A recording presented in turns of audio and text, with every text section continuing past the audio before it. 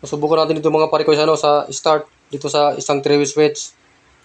Ibalik yung mga switch natin 3-way. Ito na yung magiging stop natin. Ito yung start. Try natin yung kung gagana siya. Ayun mga pare ko, gumana siya.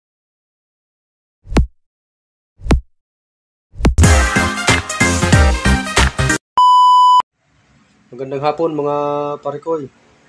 So welcome back ulit sa aking channel. So sa ngayon mga pare ko, tuturo ko sa inyo kung paano paganahin yung magnetic contactor gamit ang dalawang 3-way switch or paano gawing stop-start yung 3-way switch. So bali ito yung diagram niya mga pare ko. So itong power diagram niya, control diagram, saka itong schematic diagram. So sa mga pare ko, di-discuss muna natin itong diagram.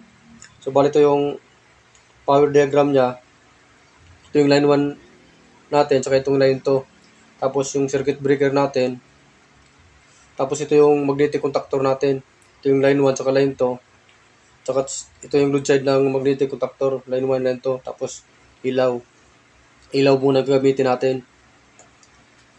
So dito naman mga pare ko sa control diagram niya, yung line 1 natin papunta ng ng number 1 ng dalawang 3-way switch. Tapos yung common ng isang 3-way switch natin mga pare ko, papunta ng holding coil. Tapos yung sa pangalawang 3-way switch natin, yung common naman niya, papunta rin ng holding coil. Yung number 3 ng 3-way switch, papunta ng line 2. Tapos meron tayo ditong normally close, overload relay. Tapos line 2. So ito yung diagram ng control diagram niya mga pare ko. So dito mga pare ko sa schematic diagram. So kung titingnan natin, halos magkaparehas lang magkaparehas lang yung diagram niya. So yung line 1 natin, yung 1 ng dalawang 3-way switch, magkasama siya. Tapos yung common ng isang 3-way switch natin, punta rin ng holding coil. Ganun din sa kabila, yung common ng isang 3-way switch, punta rin ng holding coil.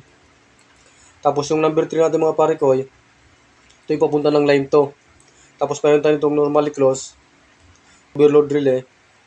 So ito yung kabuuan mga pare ko ng diagram niya.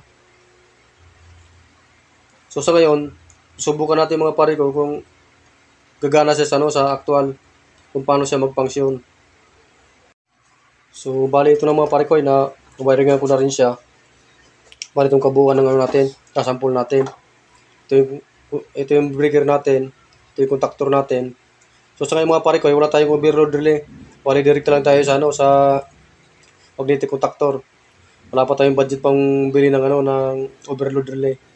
So bali ito yung ilaw natin. Ito yung dalawang 3-way switch mga pare ko. Ito yung stop.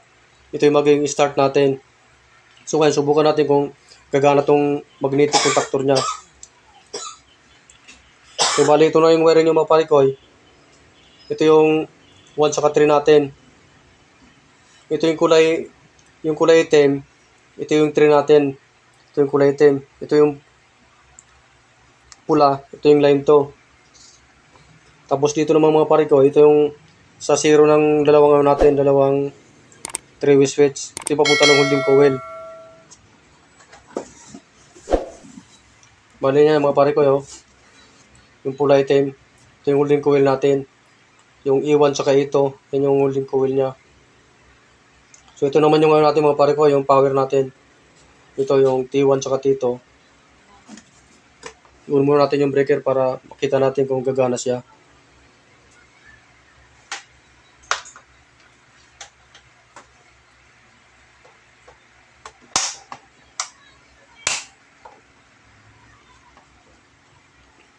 Subukan natin dito mga pare ko sa start dito sa isang 3-way switch.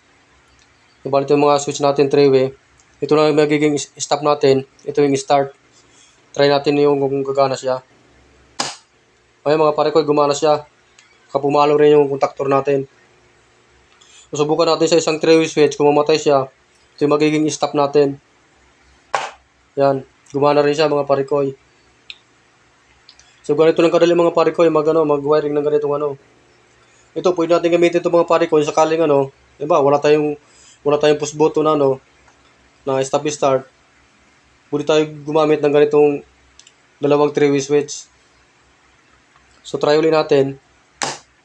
Yan.